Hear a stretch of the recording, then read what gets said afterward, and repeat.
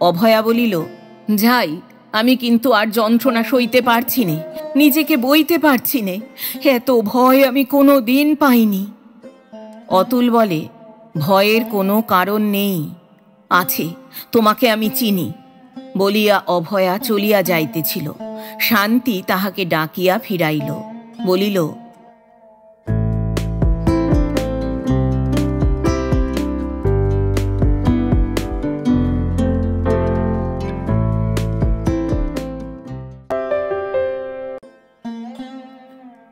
শুভেচ্ছা বন্ধুরা, একরাশ শুভেচ্ছা আর ভালোবাসা। আমি অর্পিতা, আর আপনারা শুনছেন এক ব্যাগ গপ্প ইউটিউব চ্যানেল। বন্ধুরা, শুরুতেই একটা ছোট্ট অনুরোধ, এখনও যারা এক ব্যাগ গপ্প চ্যানেলটি সাবস্ক্রাইব করেননি তাদের উদ্দেশ্যে বলি, আজই চ্যানেলটি সাবস্ক্রাইব করে সঙ্গে থাকুন, উৎসাহ পাব এগিয়ে চলার। আজ পড়ব শ্রদ্ধেয় লেখক জগদীশ গুপ্ত রচিত একটি ছোট গল্প, শঙ্কিতা অভয়া। গল্প পাঠ করছি আমি অর্পিতা। শঙ্কিতা অভয়া গল্পে তিনটি চরিত্র, মা অভয়া, 17 বছরের মেয়ে শান্তি এবং অভয়ার স্বামী অতুল। শুরু করছি শঙ্কিতা অভয়া।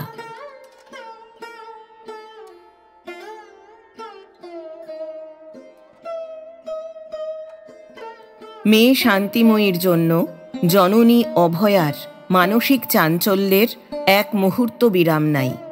আর চাঞ্চল্য এত যে তার অন্ত নাই। তার সেই উদ্বেগ আর ভীতি এত প্রবল আর অসহ্য যে সময় সময় বিভ্রান্ত অস্থির চিত্তে সে আত্মহত্যায় নিষ্কৃতি লাভের কল্পনা করে। দিবারাত্র মেয়ের অশুভ পরিণাম চিন্তা করিয়া করিয়া তারই বিষে তার শরীর ক্ষয়প্রাপ্ত হইতেছে। শান্তির বয়স 17, অতিশয় সুশ্রী মেয়ে।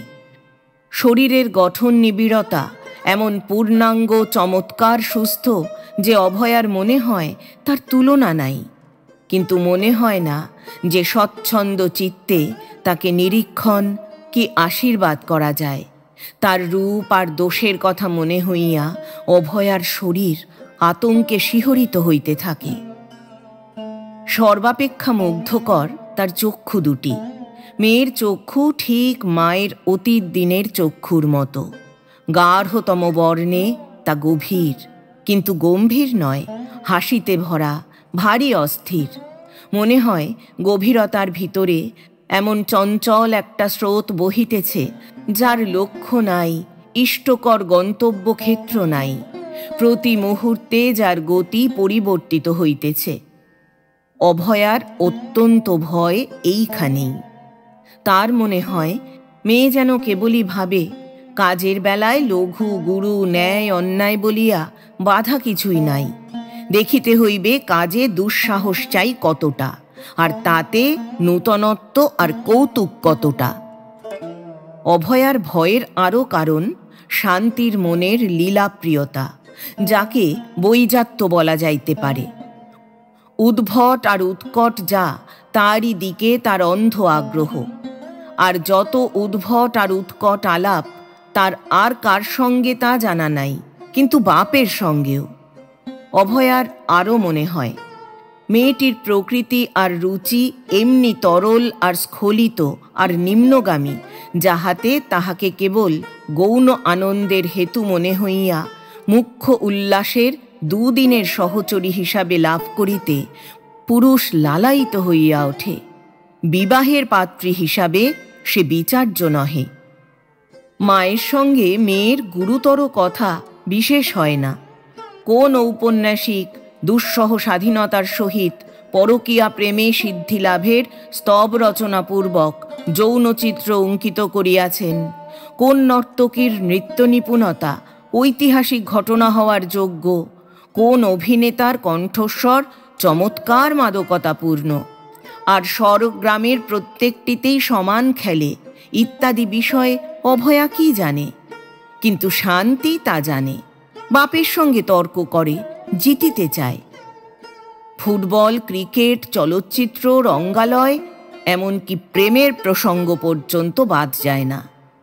এমনকি প্লেটোনিক লাভও তাদের অবাধ চর্চার অন্তর্ভুক্ত। গভীর অনুসন্ধিৎসার সহিত শান্তি জানিতে চায়, বাবা, তা কি সম্ভব? বাবা উত্তর দেন, কি? শান্তি বলে, তুমি শুনছ কি তবে? ওই প্লেটোনিক লাভ, স্বামী স্ত্রী সম্পর্ক হবে, অথচ স্ত্রী পুরুষের নিবিড়তম সম্পর্ক স্থাপিত হবে যাতে, তা আদৌ ঘটবে না। তা কি হয়? বাবা বলেন, কোথায় পেলে এ কথা? শান্তি বলে, একখানা ইংরাজি বইয়ে পড়লাম। একটি যুবক আর একটি যুবতী এই শর্তে বিয়ে করেছিল। স্ত্রীটি ছিল নর্তকী। নৃত্যকলায় চরমোৎকর্ষ দেখানোই ছিল তার একমাত্র আকাঙ্ক্ষা, সব কিছুকে বলি দিয়ে। কিন্তু জয়মাল্য পেতে হলে সবুর হয়ে থাকতে হয়। ছেলেটি তাকে ততদিন প্রতিপালন করতে রাজি হলো। দুজনাই ওই কলা নিয়ে উন্মত্ত। বাবা বলেন, তারপর? শান্তি বলে, খেয়ালের ঝোঁকে কিছুদিন বেশ চলল। ছেলেটি কাছে ঘেঁষে না, চুম্বন পর্যন্ত নিষিদ্ধ। কিন্তু ক্রমশ ছেলেটির সম্বন্ধে দেখা গেল রক্ত বিশ্বাসঘাতকতা করছে, হৃৎপিণ্ডে আঘাত করছে। বললে, আমরা ভুল করেছি, তুমি এসো। মেয়েটি বললে, আমি আর্টের উপাসিকা, তোমাকে আমি ভালোবাসি, কিন্তু সাবধান, তুমি আমার সম্মুখে এসো না। তুমি অত্যন্ত দুর্বল, দুর্বল পুরুষকে আমি ঘৃণা করি, তুমি যাও। ছেলেটি ক্ষমা চেয়ে নিলে। কিন্তু একদিন হলো কি হলো? অতুল সাগ্রহে জানিতে চাহিল। সেদিন জ্যোৎস্না রাত। স্বামী বাগানে বসেছিল অন্ধকার একটা জায়গায়। স্ত্রী হঠাৎ ঘরের ভিতর থেকে বেরিয়ে এলো ব্যালকনিতে। মিহি ঢিলে একটি আংরাখায় দেহ আবৃত। বাহু তুলে সে চাঁদের দিকে ঊর্ধ্বনেত্র হয়ে রইল। বাহু আন্দোলিত করে কাকে যেন সে আহ্বান করল। সেই আহ্বান যাকেই করা হোক, ছেলেটির মনে হলো যেন তাকেই। বাহু সংকেতে সে অন্তরঙ্গ পুরুষকেই আশ্লেষে আহ্বান করেছে। এতদিনে স্ত্রীর নারীত্ব দুর্দমনীয় হয়ে জেগেছে। সেই আহ্বান আন্তরিকতায় এমন গভীর আর উষ্ণ যে ছেলেটি হঠাৎ উল্লাসে দুর্বার হয়ে ছুটে এলো জ্যোৎস্নামণ্ডিত সেই অপরূপ মূর্তির কাছে, আত্মার প্রথম বরণ সার্থক করতে। কিন্তু তার আশা অমূলক। স্ত্রী তার কথা শুনে অবাক হয়ে বললে, সে তাকে ডাকে নাই। জ্যোৎস্নালোকে স্ফূর্ত জীবনকে সে অনাদি অনন্ত অমর জীবন স্রোতে ঢেলে দিয়েছিল। শুনে ছেলেটি সাদা হয়ে কাঁপতে লাগল। বলিয়া শান্তি যেন ক্লান্ত হইয়া থামিল। বলিল, আরো ঢের আছে, অত বলতে ইচ্ছে হচ্ছে না বাবা। অতুল একটু হতাশ হইল, কিন্তু হাসিয়া বলিল, শেষটাই কি হলো? মেয়ে বললে, যাকে দেখে, অর্থাৎ যার আকর্ষণে আর স্পর্শে মেয়েটির যৌবন উদ্বেল আর পূর্ণ সত্তা উন্মুখ হল, সেই পুরুষকেই সে আত্মসমর্পণ করল। স্বামী? অতুল জিজ্ঞাসা করলে। শান্তি বললে, সে বেশ্যাসক্ত হল। আচ্ছা বাবা, যৌন আকর্ষণ কি এমনই দুর্বার? অতুল শান্তির চোখে চোখে চাহিয়া বলিল, তাই তো মনে হয়। শান্তি বলিল, কিন্তু আমি তো বোধ করিনি। অতুল বলিল, সেই অর্থে উগ্র স্পর্শ তুমি পাও নাই। বলিয়া অতুল নিজের কথার তাৎপর্য ভালো করিয়া বুঝাইয়া দিল। বলিল, নারীর উপর পুরুষের অশেষ অক্ষয় আর তীব্রতম আধিপত্য ওইখানেই। পুরুষ জাগায়, তবে নারী তার জীবনের পাত্র সুখের মধুতে পূর্ণ করে আর নিজেকে দান করে নিঃশেষ করে। এটা হবেই। সৃষ্টির ধারাকে সচল আর শক্তিশালী করে রেখেছে ওই নিয়মটি। অভয়া নিঃশব্দে দরজার বাহিরে দাঁড়াইয়া কথাবার্তা শুনিতেছিল। তার স্নায়ু আর মন পুনঃ পুনঃ কেমন করিয়া মোচড় খাইতেছিল তা সেই জানে। সৃষ্টির ধারাকে সচল আর শক্তিশালী করিয়া রাখিয়াছে যে নিয়মটি, তাহাকে পৌরাণিক কি আধুনিক উপাখ্যানের সাহায্যে অধিকতর গুণপেত করিয়া উপলব্ধি করানো যাইতে পারে। মনে হইতেই অভয়া পর্দা ঠেলিয়া একটু বেগের সঙ্গেই প্রবেশ করিল। নিয়মের ব্যাখ্যানকারীকেই সে বলিল, তোমার কি একেবারেই মতিচ্ছন্ন ঘটেছে? এত দূর খেপেছ তুমি? শান্তির মুখের দিকে চাহিয়া অতুল ঈষৎ হাস্য করিল, অর্থাৎ দেখো তামাশা। তাই বটে। শান্তি খিলখিল করিয়া হাসিয়া উঠিল, বলিল, মা একেবারে 16 আনা সেকেলে, পাঁজির মতো কেবল নিষেধে পরিপূর্ণ, 8 ঘাট বেঁধে দেওয়া। অভয়া বলিল, শাসন করে সংযত রাখার উপায় ওই। অত অশুভ অন্যায় কথা আমি এখানে হতে দেব না। তোমরা সম্পর্ক ভুলেছ এমন একটা মোহের বশে, যাকে ঘৃণা করতেও যেটুকু গায়ে মাখতে হয় তাও যেন পারিনে। শান্তি মায়ের উক্তির প্রতিবাদ করিল, সুন্দর ভাষায় আর সুন্দরতর ভঙ্গি সহকারে বলিল, মা বোঝে না যে খোলাখুলি কথায় মন পরিষ্কার স্বচ্ছ থাকে। যত গ্লানি, অপরাধ আর দুষ্টামি দেখা দেয় মনের প্রশ্ন আর ইচ্ছা গোপন রাখার দরুন। লজ্জা বা চক্ষু লজ্জা করব কেন? শিক্ষা নেব না? নেও বলিয়া অতুলের দিকে একটা জ্বলন্ত দৃষ্টি নিক্ষেপ করিয়া অভয়া চলিয়া গেল। ওদের নিষ্কৃতি দিল। অতুলের বয়স 45-এর বেশি নয়। শরীর সুস্থ এবং পুষ্ট, কিন্তু শরীরকে অতিক্রম করিয়াই বিবেচ্য যে কথাটা, তা এই যে পিতৃসঞ্চিত 1.5 লক্ষ টাকার 3 ভাগের 1 ভাগ পাইয়া সে বড়লোক হইয়াছে। শিক্ষিতও সে খুব। বিএ পরীক্ষায় পাশ করিয়াছে। এমএ পড়িবার সময় একটি ঘটনায় সে কলেজ এবং দেশ একসঙ্গেই ত্যাগ করে। শান্তিকে সে কেতাবি বিদ্যা শিক্ষা দেয়, আবার শান্তিও তাকে শেখায়। এসরাজ বাজানো শিখাইয়া লইয়াছে এবং আরও শেখায়। বলে, বাবা, তোমার হাত অতি চমৎকার, আমার চাইতেও ভালো, ভারী মিষ্টি। আমার কাছে শিখে তুমি তৎক্ষণাৎ আমাকে ছাড়িয়ে যাও। মাস্টার মশাই সেদিন তোমার বাজনা শুনে গেলেন তো, আমাকে বললেন, শান্তি, তোমার বাবা একটি অদ্ভুত প্রতিভা। শিক্ষকের শিক্ষাকে এমন দ্রুত আয়ত্ত আর উন্নত করতে আর কাউকে দেখিনি। নিজের প্রশংসা শুনিয়া অতুল যথেষ্ট পুলকিত হইল। বলিল, কিন্তু তার একটা মানে আছে। শান্তি বলিল, মানেটা কি? প্রচ্ছন্ন যে জিনিসটা উদ্ঘাটিত হইবার সম্ভাবনা হইয়াছে, তাহাকে নবজাতকের মরমী মর্যাদা দিতে শান্তি খুব প্রস্তুত। মানে জিজ্ঞাসা করিয়া সে উৎসুক হইয়া রহিল। অতুল বলিল, তোর কাছে শিখতেই আমার কত আনন্দ। সেই মুখর আনন্দের আলাপ শুনে মনে হয় মধুর জিনিসকে মধুরতর করা হচ্ছে। বলিয়া সে যেন চুরি করিয়া হাসিতে লাগিল। তারপর বলিল, তোর গুরুর কাছে শিখলে ওটা হতো না। শান্তি জিজ্ঞাসা করিল, কেন বাবা? অতুল তখনই কোনো জবাব দিল না। একটু পরে যেন একটু কিছু সহিয়া লইয়া বলিল, সে অন্য কথা। শান্তি বলিল, অন্য কথা থাক। কেমন সুন্দর মেঘ করেছে দেখো বাবা। অকালের মেঘ দেখে আমার খুব নাচতে ইচ্ছে করছে।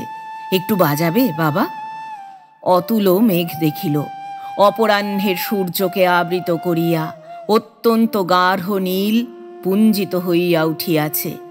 মেঘের সেই গতিটুকু যেন তার কান্তিরই বিলসিত হিল্লোল। চক্রবালে বিদ্যুৎ স্ফুরিত হইতেছে। বলিল, বাজাবো, যন্তরটা দে। শান্তি এসরা জানিয়া দিল। বলিল, তুমি ততক্ষণ সুর বাঁধো, আমি সেজে আসি। বলিয়া সে এখনকার অর্থাৎ মেঘলোকের সঙ্গে ভুলোকের মিলন বার্তা বহন করে যে নাচ, সেই নাচের উপযুক্ত পোশাক পরিতে গেল। অবশ্য নাচের ভঙ্গিতেই গেল। অতুল যন্ত্র বাঁধিল। শান্তি সাজিয়া আসিল। অতি উজ্জ্বল চওড়া লাল পেরে মেঘবর্ণের শাড়ি ঘাগরার মতো করিয়া সে পরিয়াছে। আর সর্বাঙ্গে জড়াইয়াছে ওই রঙেরই ওড়না। ওড়নার জরির পার ঝকমক করিতেছে। গভীর কালো চুলের রাশি বিস্তৃত করিয়া এলাইয়া দিয়াছে। সমগ্র কৃষ্ণ পরিবেষ্টনীর মাঝে তার গৌরবর্ণ মুখমণ্ডল অত্যুজ্জ্বল দীপ্তিতে ফুটিয়া আছে। দেখিয়া অতুল মুগ্ধ হইয়া গেল, বলিল, বাহ! মেঘ বিদ্যুৎ ঝড় বলিয়া শান্তি হাসিল। তার হাসিটাও হঠাৎ চমৎকার হইয়া দেখা দিল। পাদপীঠ রক্তাধারে প্রজাত হইয়া তার হাসি নিমেষেই উৎফুল্ল হইয়া ওঠে। সুসজ্জিত শুভ্র দন্তপংক্তি যেন তার যৌবনবাহিত অন্তরের অপরূপ উদয় জটায় আলোকিত হইতে থাকে। সমগ্র মুখমণ্ডল হাসিতে ভরিয়া যায়। কিন্তু এখন তা দেখা দিল আরও সুন্দর হইয়া। গৃহের অভ্যন্তরের এই শ্যাম ও সুন্দর মেঘ ম্লানিমা উত্তীর্ণ হইয়া মেঘের নীলাঞ্জন অঙ্গে যেন তার হাসির ঝলক লাগিল। অতুল মনে মনে তার তারিফ করিল, বলিল, সে যে তো এলে চমৎকার, কি বাজাবো? শান্তি ভ্রুভঙ্গি করিল, বলিল, তুমি যেন দিন দিন নাবালক হচ্ছ বাবা। এই ভর্ৎসনায় অতুলের আনন্দ দেখা দিল, যেন কৃতার্থ হইয়া বলিল, তা আমি জানি, কিন্তু নাচবে যে তুমি। তোমার মন এখন কি বলছে আর কি চাইছে তা আমি কি জানি? জানো। শান্তি বলিল, আচ্ছা, বলিয়াই অতুলের যেন সেই মুহূর্তেই মনে মনে প্রতীক্ষার আর আয়োজনের শেষ হইয়া গেল। শান্তির উদ্দীপ্ত দেহভঙ্গির মাঝেই সে একটা ছন্দ খুঁজিয়া পাইল। যন্ত্রের তারে তারে তার একটিমাত্র আঘাতে শব্দ যেন আত্মার আবেগে কল্লোলিত হইয়া উঠিল। তারপর তার বাজনা শুরু হইল। শান্তি সর্বাঙ্গ অপরূপ একটা প্রযত্নের সহিত সংযত নিশ্চল করিয়া দাঁড়াইয়াছিল। ধীরে ধীরে তার দেহ চঞ্চল হইয়া উঠিল। নৃত্য শুরু হইল। তাহার বাহু দেহ চরণের গতিমর্মময় রূপ গ্রহণ করিল। কুমারী সে, কেহ তাহাকে স্পর্শ করে নাই, সে কিছুই জানে না, কিছুই গ্রহণ করে না, প্রেম তার অজ্ঞাত। তারপর পুরুষ তাহাকে অনুসন্ধান করিতেছে, তার দেখা পাইয়াছে, কিন্তু পরিচয় পায় নাই। কুমারীর গহন অন্তর রহস্যে তার প্রবেশ নিষিদ্ধ। তারপর সে প্রেমাভিলাষিনী, কিন্তু ছলনাময়ী। অতুলের হাতে যন্ত্র যেন সজীব হইয়া সঙ্গীত ধ্বনিত করিতে লাগিল। শান্তি এইবার দেখাইবে। কুমারীর কল্পনার লাস্য আর কেলি প্রবণতা তিরোহিত হইয়াছে। সে এখন মহিমময়ী। জাগ্রতা নারীর দুর্নিবার প্রেমে সে এখন প্রদীপ্ত। সে তার আত্মার সহচরের সাক্ষাৎ পাইয়াছে। সে এখন রাজ্ঞী অথচ পরিচারিকা, বিজয়িনী অথচ কোমলা, পূজারিণী অথচ উপাস্যা, রঙ্গিনী অথচ পরম পবিত্রা।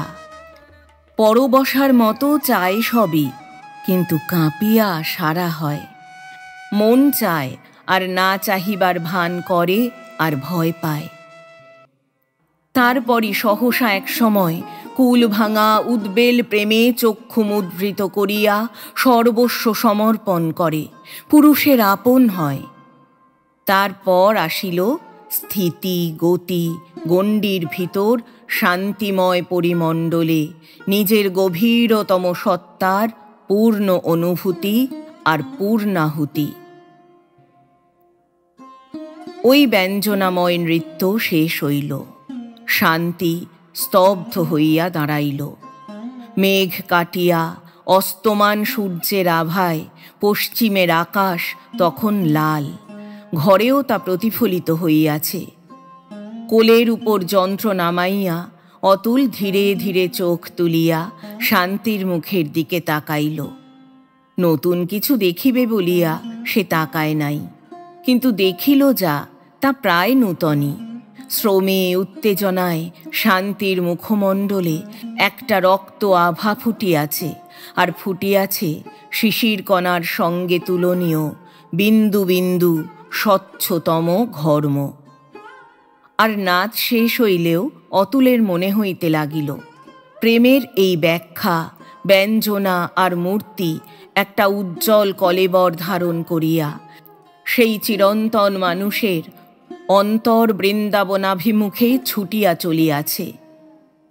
যে মানব প্রেমাকাঙ্ক্ষী, মেঘ ঘনাইলে যার মুখে পিপাসা আর নিঃশ্বাস সঞ্চিত হয়, বিদ্যুৎ স্ফুরণে যার মনে হয় মিলনাকুলা অভিসারিকা কেকাকুঞ্জিত বনভূমিতে পথরেখার সন্ধান করিতেছে, অতুলের চোখের সামনে খেলিতে লাগিল তখনকার সেই রক্তপ্রান্ত অশেষ মেঘপুঞ্জের অপরূপ বর্ণ, আর নিশ্চলতার সঙ্গে তার অপরূপ দ্যুতি আর গতি। শান্তির নৃত্যে তা অব্যর্থ আকারে ব্যক্ত হইয়াছে। ঈষৎ অন্ধকার কক্ষটি ছিল যেন মেঘের স্পর্শানুভূতির আবেশে মধুময় আর মোহময়। ওই নীল শাড়ির প্রান্ত হইতে শুরু করিয়া সঞ্চালিত উড্ডীয়মান ওড়নায় মেঘের গতি তরঙ্গায়িত হইয়া দেখা দিয়াছিল। ওড়নার সোনালি পারে ঝলকিত হইয়াছিল বিদ্যুতের সর্পিল তীক্ষ্ণ স্ফুরণ। পূর্বরাগ, অনুরাগ, মিলন, অভিমান, সম্ভোগ প্রভৃতি নৃত্যে ব্যঞ্জিত করিয়া, অর্থাৎ আপনারই আবহস্বরূপটিকে রসে প্রেমে রঞ্জিত আর প্রেমের রসে নিমজ্জিত করিয়া শান্তি ঘন ঘন শ্বাস ফেলিতে লাগিল। তার মুখের রক্তাভার সঙ্গে ঘর্মবিন্দু এবং ওই দুটির সঙ্গে তার সঘন নিঃশ্বাস পতনও অতুল দেখিল, এবং দেখিয়া অতুলের অকস্মাৎ যা মনে হইল, এমনি দৃশ্যের সমগ্র পরিবেশের অভ্যন্তরে তা অস্বাভাবিক নয়, অন্তত তার পক্ষে।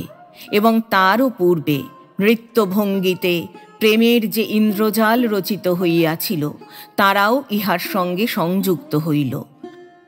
আর সকলে মিলিয়া অতুলের মনে পড়াইয়া দিল নারীর সঙ্গে পুরুষের নিকটতম যে সম্বন্ধ স্থাপিত হইলে দেহ একবার হয় অগ্নিগর্ভ, একবার হয় রোমাঞ্চিত, সেই সম্বন্ধটি। শান্তি তখন নিজেকেই অধ্যয়ন করিয়া মুখভরে মৃদু মৃদু হাসিতেছে। জিজ্ঞাসা করিল, কেমন নাচলাম বাবা? চমৎকার, কিন্তু প্রেমের তুই কি জানিস, এমন সুন্দর করে ফুটিয়ে তুললি? অতুল ওই সংবাদটি জানিতে চাহিল। শান্তি বলিল, স্বপ্নে পেয়েছি, যাই পোশাক বদলে আসি। অভয়া এতক্ষণ ভূমিশয্যায় পড়িয়া প্রাণান্তকর বিক্ষোভে কেবলই ছটফট করিয়াছে। উহাদের যারা বাজাইতেছে আর নাচিতেছে তাদের কি ইহকাল পরকাল ধর্মাধর্ম জ্ঞান কিছুই নাই? উৎসন্নে যাইবার পথে কি উহাদের এক মুহূর্তের জন্য একটুও চৈতন্যের উদয় হয় না যে তারা ভদ্রলোক? নরকের ভয় নাই? অভয়ার মনে হইতে লাগিল সে বড় অসহায় আর বড় দুঃখিনী। প্রচণ্ড মূর্তি ধারণ করিয়া দুষ্কার্যের প্রতিবাদ করিবার মতো মনই তার নয়, সে তা পারে না। তার এই অক্ষমতা হয় তার আরও কষ্টের কারণ। সেই কষ্টেই সে আরও অবসন্ন হইয়া ওঠে, মনে হয় পাগল হইয়া যাইবে। যন্ত্রসঙ্গীত এবং তার আনুষঙ্গিক নৃত্য, অথবা নৃত্য এবং তার আনুষঙ্গিক যন্ত্রসঙ্গীত সমাপ্ত হওয়ার কিছুক্ষণ পরে অভয়া ধীরে ধীরে উঠিল, দ্বিতলে গেল, পর্দা সরাইয়া সেই কক্ষে প্রবেশ করিল। দেখিল যন্ত্রসঙ্গীতে যিনি নিপুণ তিনি কৌচে গা ছাড়িয়া দিয়া বসিয়া আছেন, আর যিনি নৃত্য নিপুণা তিনি বসিয়া আছেন পালঙ্কে। উভয়ের কথাবার্তা হইতেছে। মেয়ে বলিতেছে, বাংলা 30-এ গগন খাস্তগিরের বাড়িতে যে নৃত্য প্রতিযোগিতা হবে তাতে আমি এই নাচটা দেখাবো বাবা, আরও বার কত রিহার্সাল দিতে হবে। তুমি বাজাবে বাবা, তুমি বাজালে মেডেল আমি অনিবার্য পাবই। ওস্তাদজিও খুব উৎসাহ দিচ্ছেন। মা এসে দাঁড়িয়ে আছে বলিয়া মায়ের মুখের দিকে চাহিয়া শান্তি হাসিল। অভয়া বলিল, ঠাট্টা হচ্ছে? অতুলকে বলিল, তোমার সঙ্গে আমার গোপনে একটা কথা ছিল। শান্তি বলিয়া উঠিল, তোমার গোপনীয় কথা কিছুই নেই। আমি রসাতলে যাচ্ছি, বাবা তার সহায়, এই নিয়ে বাবাকে তুমি বকবে, এই তোমার কথা, আমার সামনেই বলো। মেয়েকে সম্পূর্ণ অগ্রাহ্য করিয়াই অতুলকে অত্যন্ত বিদ্ধ করিবার উদ্দেশ্যে অভয়া রাগের সহিত বলিল, আমি এখনো তোমার অন্ন খাচ্ছি, এই আমার সব দুঃখের বড় দুঃখ। বলিয়া সে ক্ষিপ্র হস্তে পর্দা সরাইয়া ক্ষিপ্র পদে চলিয়া গেল। কিন্তু অতুল কিছুমাত্র বিদ্ধ হইল না। অভয়ার রোষ অকারণ এবং অসংবদ্ধ মনে হইয়া সে উল্টোভাবে হাসিতে লাগিল। রাত তখন 8টা। পর্দার উপর ছায়া পড়িতেই চেঁচাইয়া উঠিল, কে ওখানে? আমি বলিয়া অভয়া মনে মনে একটু অপ্রতিভ হইয়া গত্যন্তর অভাবে ঘরে ঢুকিয়া পড়িল। তার মনে ছিল না যে চাঁদ উঠিয়াছে আর অতুলের পরিবার ঘর পূর্বদ্বারী। শান্তি নাচে এবং বড় বড় বইও পড়ে। অতুল যথাসাধ্য মর্ম গ্রহণ করায়, কিন্তু ভারী বাছ বিচার। কারণ কোনো একটা জিনিসকে বহুর ভিতর হইতে বাছিয়া লইয়া তার অনমনীয় দুরন্ত গোড়া হওয়া আধুনিক সভ্যতার একটা সুলক্ষণ বলিয়া সে মনে করে। মেকলে, থ্যাকারে আর এডিসনের ইংরাজি ভালো নয়, সে বিষয়ে সে নিঃসন্দেহ। শেক্সপিয়ারের এত পাঠান্তর আর এত নিজস্বতা যে বাঙালির পক্ষে তা বুঝিয়া ওঠা অসম্ভব, ইহাও সে বলে। ইংরাজিতে অনুবাদ করা অন্যান্য দেশের বই পড়া কঠিন, কারণ পুস্তকান্তর্গত নামগুলি দুরুচ্চার্য, কোনো প্রকারে কায়দা করিয়া বাগাইতে পারিলেও বেশিক্ষণ মনে থাকে না। আধুনিক লেখকগণ বেশি প্রগল্ভ আর ধরিবাজ, মাঝে মাঝে অত্যন্ত নগ্ন, এতটা প্রায়ই ভালো লাগে না। প্রবন্ধ কি ভ্রমণ বৃত্তান্ত ভালো লাগে না, মনে হয় বড় বেশি।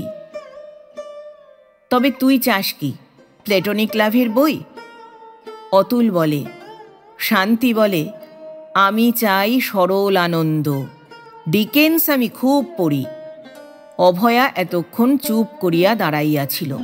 সরল আনন্দের কথা শুনিয়া সে আর চুপ করিয়া থাকিতে পারিল না, ভর্ৎসনা নির্গত হইল। বলিল, তোমাকে দেয়া হবে গরল, সেই আয়োজনই বুঝি হচ্ছে। বলিয়া সে অতুলের দিকে দৃষ্টিপাত করিল। তার চোখের উপর চোখ পড়িল। বলিল, মেয়েটাকে তুমি নষ্ট করতে চাও তো? কেন বলো তো? অতুল বলে, নষ্ট করতে চাই তা তুমি জানলে কি করে? অভয়া বলে, তবে লাভের কথা ওঠে কেন? তুমি সরে থাকো না কেন? ইচ্ছা করে সরে থাকো না, দেখে তাই মনে হয়। তুমি গুরুজন, গুরুজনের সম্মান নষ্ট হচ্ছে তা না বোঝার ভান করো কেন?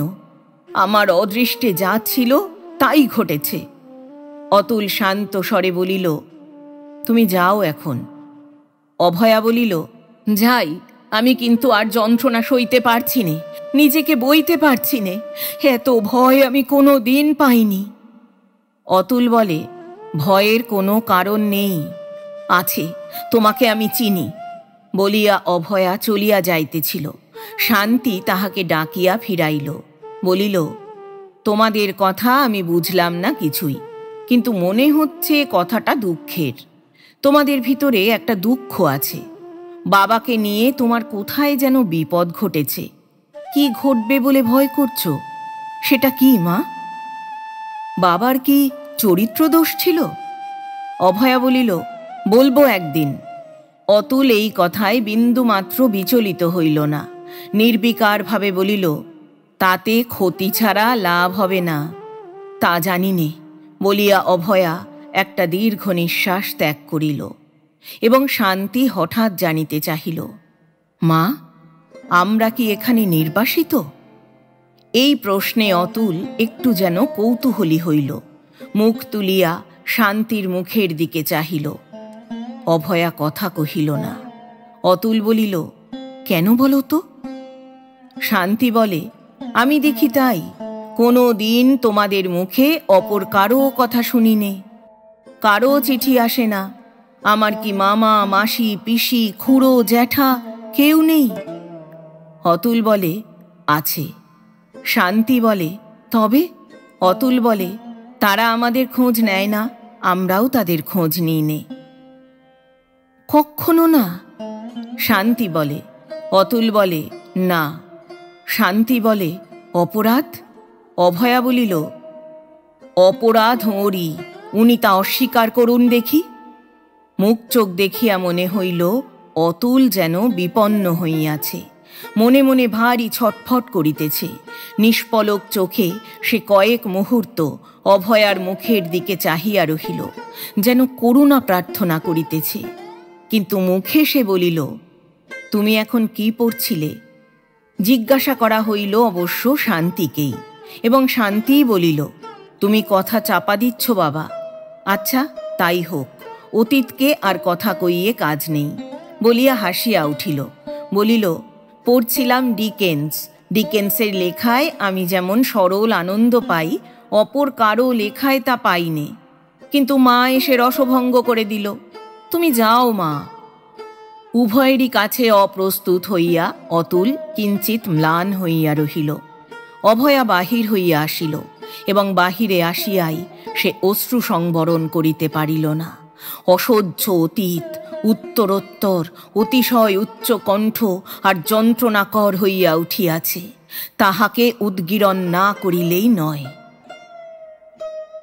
অভয়াকে যেন কণ্টক বনে বিচরণ করিতে হইতেছে, তাহাকে সেখানে ঠেলিয়া দেওয়া হইয়াছে। অষ্টপ্রহর এমনি তার শশব্যস্ত হইয়া নিষ্কৃতির উপায় অন্বেষণ আর যন্ত্রণা। মেয়েটিকে কোন পথে লওয়া হইতেছে তা সে নিঃসংশয়ে জানে না, কিন্তু লক্ষণ তার ভয়ঙ্কর। ভাবিতে গেলে আকণ্ঠ শুষ্ক হইয়া উঠিতে হয়, হুঁশ থাকে না, বুকের স্পন্দন অচল হইয়া আসে। শান্তি একদিন গল্প করিয়াছিল যে সে আর তার বাবা রাস্তায় বেড়াইতেছে, এমন সময় হঠাৎ তাহাদের সম্মুখে পড়িয়া গেল একটি ভদ্রলোক। কিন্তু নিরীহ সেই লোকটিকে দেখিয়াই থতমত খাইয়া তার বাবার পলায়ন করিবার সে কি চেষ্টা! তার বাবা যেন চোর, ধরা পড়িবার উপক্রম হইয়াছে। অভয়া জিজ্ঞাসা করিয়াছিল, সে লোকটা কি করল? চোখ বড় করে বাবার দিকে তাকিয়ে থাকল। অনেকক্ষণ পরে যেতে যেতে পিছনে তাকিয়ে দেখি দাঁড়িয়েই আছে, ঠিক সেখানেই, আর আমাদের দিকে তাকিয়ে আছে। অভয়া বলে, মুখখানা কেমন, ওর মতো দেখতে? শান্তি বলে, না, বাবার মতো নয়, তোমার মতো তো নয়। কে মা? চেনা মানুষ নিশ্চয়ই, আর তার কাছে বাবা লজ্জাকর গুরুতর অপরাধে অপরাধী, এও নিশ্চয়। ব্যাপারটা কি তুমি নিশ্চয়ই জানো মা?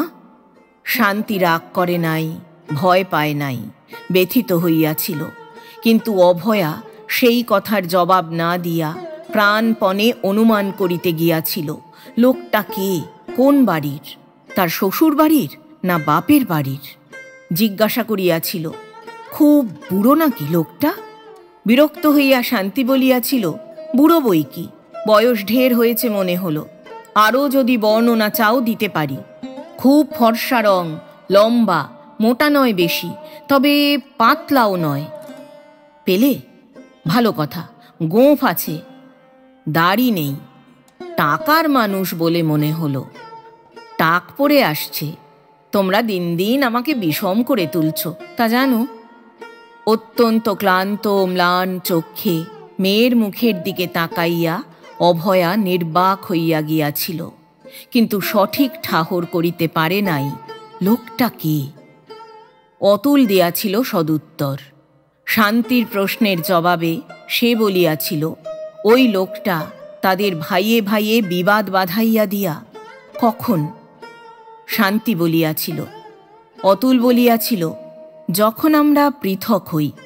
আমাদের পারিবারিক ব্যবস্থার ভিতরে তার আসার দরকারই ছিল না। আমরা কেউ তাকে ডাকিও নি। দাদাকে ওকালতি কুপরামর্শ দিয়ে বেশি বাড়াবাড়ি করতেই একদিন দিলাম কোষে প্রহার। সেই থেকে লোকটা পরম শত্রু হয়ে আছে বলিয়া অতুল এমন একটি উন্মুক্ত উচ্চহাস্য ধ্বনিত করিয়াছিল যে প্রহারের অপমান আর যন্ত্রণা লোকটা আজও যে ভুলিতে পারে নাই, তাহা প্রচণ্ড নির্মল একটা কৌতুকের বিষয়। শান্তির মনে হইয়াছিল ঘটনাটা সত্যি বুঝি তাই, কিন্তু অভয়া এই জাজ্জল্যমান মিথ্যা উক্তির দরুন নয়, যথার্থ ব্যাপার সন্দেহ করিয়া বিবেক দংশনে অত্যন্ত বিষণ্ণ হইয়া উঠিয়াছিল। অতুল শান্তিকে লইয়া সিনেমায় গিয়াছে, কিন্তু ফিরিতে বড় বিলম্ব করিতেছে। শো শেষ হয় 9:30, কিন্তু এখনও তারা ফেরে নাই। রাত 10টা বাজে। এই বিলম্বেই অভয়া উৎকণ্ঠায় অস্থির হইয়া বেড়াইতেছে। নিজেদের কারে গিয়াছে, তাতেই ফিরিতে এত বিলম্ব হইতেছে কেন? সিনেমায় যাইতেছি বলিয়া অন্য কোথাও যায় নাই তো? ত্রাসে অভয়ার মাথা ঠিক রহিতেছে না।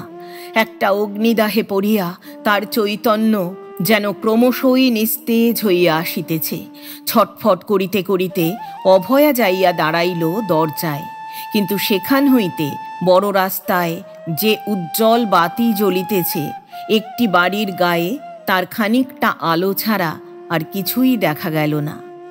গলির 2টি বাড়ি পার হইয়া গেলে তবেই সোজা রাস্তা পাওয়া যায় এবং সেখানেই চলে যানবাহন প্রভৃতি। অভয়া ফিরিয়া আসিল, জানালায় যাইয়া দাঁড়াইল। সেখান হইতেও দেখা গেল ঊর্ধ্বগামী আলোকপুঞ্জের আভায় উজ্জ্বল শূন্য খানিকটা, তার উপরে অন্ধকার, তার উপরে নক্ষত্র। অতুলের গাড়ি সেই পথে আসিবে না। সরিয়া আসিয়া সে দরজার চৌকাঠ ধরিয়া দাঁড়াইয়া রহিল। দূরে একটা উচ্চ শব্দ হইতেছিল, যন্ত্রের গর্জনের মতো। সেই শব্দের দিকেই যেন সে চোখ মেলিয়া চাহিয়া রহিল। তারপর যাইয়া সে শুইয়া পড়িল মাটিতেই। রাত তখন 10:15।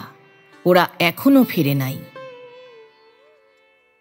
শুইয়া থাকিতে থাকিতে তার সর্বাঙ্গ একবার নড়িয়া উঠিল।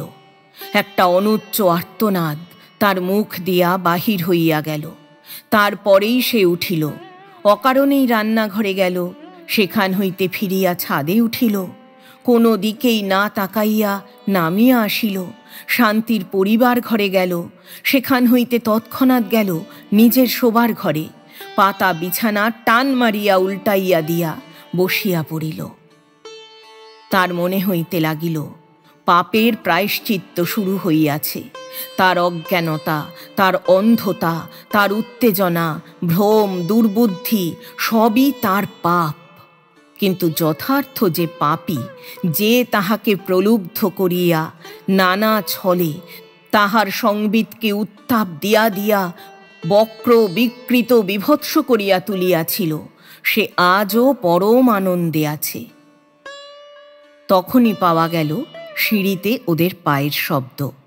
অভয়া স্তব্ধ হইয়া দাঁড়াইয়া রহিল, যেন অনিবার্য আর অপরিহার্য একটা শোচনীয় দৃশ্য তাহাকে প্রত্যক্ষ করিতে হইবে, আর বুক পাতিয়া দুর্জয় শোকের ঝঞ্ঝা গ্রহণ করিতে হইবে। শান্তি হাসিতে হাসিতে আসিয়া মায়ের সম্মুখে দাঁড়াইল, তার পশ্চাতে অতুল। তাহারও হাসি মুখ। শান্তি বলিল, মা হয়তো ভাবছিল মোটর অ্যাক্সিডেন্ট হয়ে আমরা হাসপাতালে চালান গেছি, তাই ভাবছিলে না মা? অভয়া গম্ভীর কণ্ঠে কহিল, না, আমি তা ভাবিনি। এত দেরি হলো যে? কৌতুকে পুলকে ছিটকাইয়া উঠিয়া শান্তি বলিতে লাগিল, বাবার কি কাণ্ড! মোটর ফেরত দিয়ে বললে, চলো হেঁটে যাই। তারপর রাস্তায় আসতে আসতে বাবার বারবারই দাঁড়ানো শুরু হলো। ভিখিরিটা কেমন ভঙ্গি করে বেঁকে চুড়ে শুয়ে আছে তা দেখল দাঁড়িয়ে। চানাচুরওয়ালার সুর ভাঁজা আর বুলি শুনল দাঁড়িয়ে। রেলিংয়ে লটকানো ছবি দেখল দাঁড়িয়ে। একটা শতচ্ছিন্ন কাপড় পরা মেয়ে মানুষ বসে আছে পা ছড়িয়ে, একটা উলঙ্গ ছেলে আছে তার পিঠের ওপর উপুর হয়ে, তা দেখল দাঁড়িয়ে, ইত্যাদি। ইস, 11টা বাজে যে। তোমার কথা আমি বিশ্বাস করি নে, শেখানো কথা। উনি তোমাকে শিখিয়ে দিয়েছেন বলতে। তুমি পাষাণ, পাষণ্ড। অত্যন্ত ঝাঁঝালো সুরে শান্তিকে অবিশ্বাস করিয়া আর অতুলকে গালি দিয়া অভয়া প্রস্থান করিল। মা বলতে চায় কি? হঠাৎ ক্ষেপে গেল নাকি? বাবা, তোমাকে কেন মা গালি দিয়ে গেল? শান্তি বিস্ময়ে অবাক হইয়া রহিল। ঈশ্বর জানেন, চিরকালই দেখে আসছি মাঝে মাঝে অমনি আবোল তাবোল বকে, বলিয়া অতুল নির্লিপ্তের মতো ধীরে ধীরে বস্ত্র পরিবর্তন করিতে গেল। খাইতে বসিয়া মাধুকরী ফিল্মের উপাখ্যান ভাগের আলোচনাই চলিতে লাগিল। শান্তি বলিল, বাবা, মা যদি দেখে তবে মা কি বলবে? মূর্ছা যাবে হয়তো।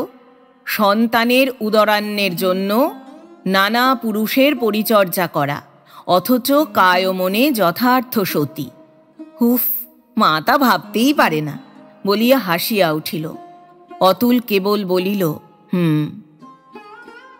কিন্তু ধন্য নরেন্দ্র সেই মেয়েটিকেই ভালোবেসে বিয়ে করলে। ওই জায়গাটায় কিরকম হাততালি পড়ল বাবা? তুমিও তো হাততালি দিয়েছিলে, বলো? অতুল বলিল, না, আমি দিইনি। শান্তি বলিল, দিয়েছিলে।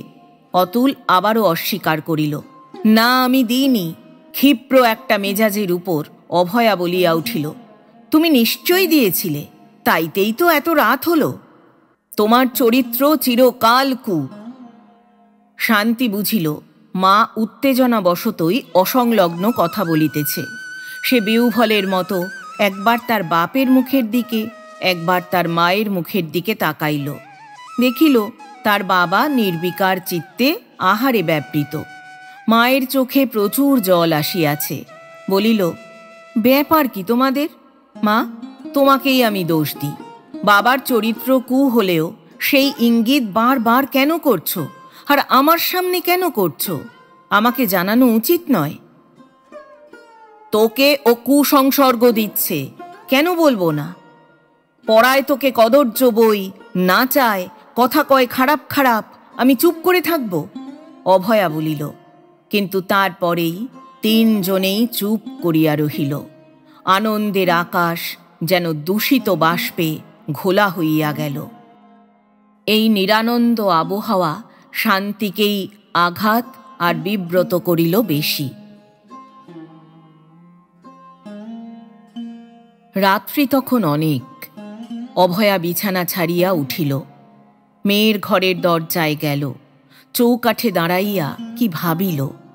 3টি শয়নকক্ষ পাশাপাশি, ভিতরের দরজা খোলাই থাকে, অর্থাৎ অর্গলে আবদ্ধ থাকে না।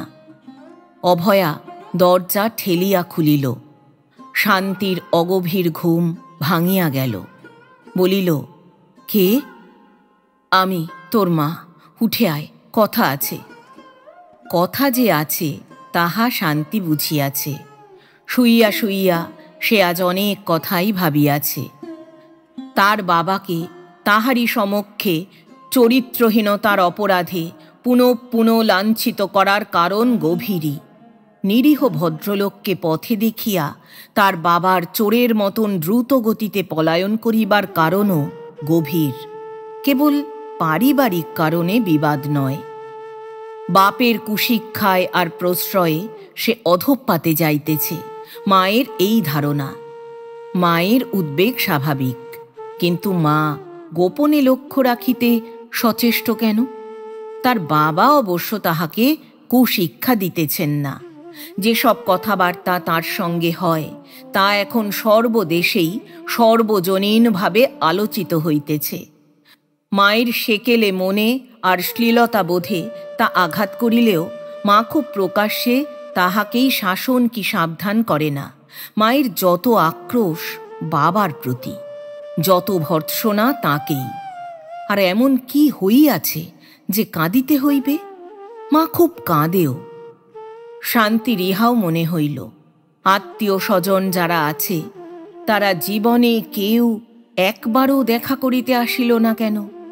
সে দুষ্কৃতিটা কি, যাহার দরুন সবাই দূরে সরিয়া আছে এবং একেবারে চিরদিনের মতো? ইত্যাদি বিষয়ে এবং বিষয়ান্তরেও পুনঃ পুনঃ চিন্তা করিয়া শান্তি ব্যাপারের হেতু এবং পরিণাম অনুমান করিতে পারে নাই। অপরাধ কোন জাতীয় তাহাও সে কল্পনা করিতে পারে নাই, এবং ইহাও তাহার স্মরণ হইয়াছে যে তার বাবার মুখে কোনো দিন পাপের কুণ্ঠা সে লক্ষ্য করে নাই।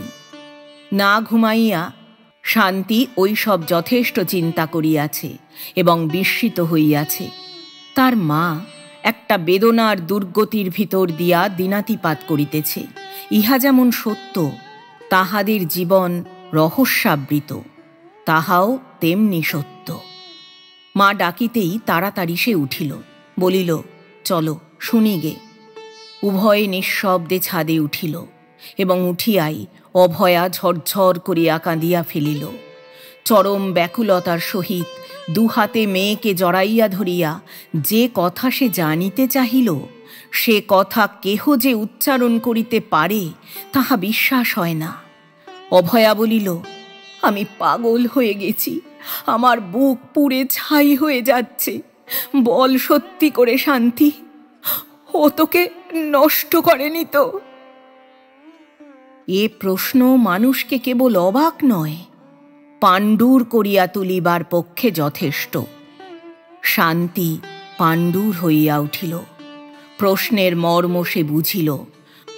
মায়ের স্পর্শ ত্যাগ করিয়া সে জিজ্ঞাসা করিল, নষ্ট করার মানে কি? আর ও বলে তুমি কার কথা বলছো? অভয়া বলিল, বেটা ছেলে মেয়ে ছেলেকে নষ্ট করার মানে বুঝিস নে? শান্তি বলিল, বুঝলাম, কিন্তু ও মানে কি? অভয়া আবার বলিল, অতুল। শুনিয়া শান্তি যেন বুকে ঘা খাইয়া নড়িয়া উঠিল আর সরিয়া দাঁড়াইয়া বলিল, বাবার কথা বলছো? অভয়া বলিল, হ্যাঁ, ও ইচ্ছে করলে যে কোনো স্ত্রীলোককে বশীভূত করতে পারে। শান্তি তখন বলিল, তুমি সত্যি ক্ষেপে গেছো মা, একেবারে উন্মাদ হয়ে গেছো, নইলে এমন অশ্রাব্য কথা তোমার মুখে বেরোলো কি করে? বাবা চরিত্রহীন এই কথা তুমি অনেকবার বলেছ, কিন্তু এ কি কথা তোমার মুখে? বাবা! বাধা দিয়া অভয়া বলিল, ও তোর বাবা নয়, কেউ নয়, তোকে নিয়ে ওর সঙ্গে কুলত্যাগ করেছিলাম। বলিতে বলিতে হঠাৎ সে নিঃশব্দ হইয়া গেল। শান্তির একটা নিঃশ্বাস পতনের শব্দ হইল। তারপর চরম নিঃশব্দে একটি একটি করিয়া গভীর রাত্রির মন্থর মুহূর্ত কাটিতে লাগিল।